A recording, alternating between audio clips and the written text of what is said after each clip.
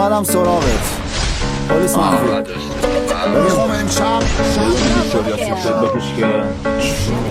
میخوام امشب نظام تو آباد کنم. شما حکومتی ها رو چه به داماد شدن، با الله این طلبه ها خودم کاراتو کنم تا این دفعه جا خودت چاقاله چه بابات بلند. من سال تو قایم میشیم پشت مامورا، خونت بره نظام آباد ریخته کل دندونا. تهران بزرگ بری تو دهن شورت همونات، میگم همون کنن با خودت همه پسرموها. من دیست بود یا خود زنی کله گلابی، حالا همه دیگه میدونن تو بچه مولایی. کبابی زدی میری دنبال سنگ کوکائین، 20 ساله میری در خونه بابی بر خماری. شاکی و کل بدم بهم میدم 10 برابرت. آره پناهنده شدم ولی رب برا منه، خودت هم میدونی که قلم من پیامبره. برکت زندگیم وجود چند برادره، من یه باکسن که بلای اول آخره. بازم اصلا زیر میزی رقم برات زده، جایی که من الان باستادم بعد شهادته. من تو بهشتم نگو این طرف برام بده.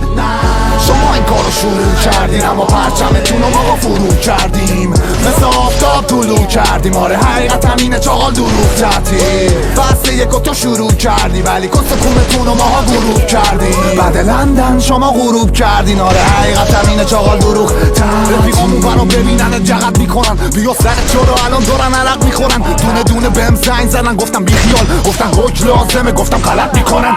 بس چیه تو خودت پلیسی چاقال، اومدی پایین دنبالت کردیم دویدی بالا. بدون هنوزم اون رپر قدیمی زنده است، تو هم تازه فهمیدی که گوینی بابا. این بار باعث شدی دیست من بریز تو جیبش، باید نت کنی به همشون بدی کوبیده. منم اتونو میخوام چون که سری دوزیه، شاید تو هم یه روز فرار کنی بری سوریه.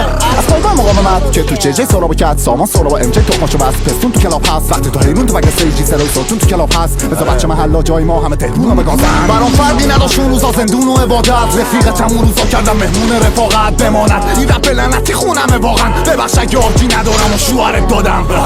شما این کارو شروع کردین اما پرچمتون رو ما فرو کردیم. مثل آفتاب طلوع کردیم، آره حقیقت همینه چاقال دروغ تعطیل. فصل یکو تو شروع کردی ولی کس کونتون رو ماها غروب کردیم.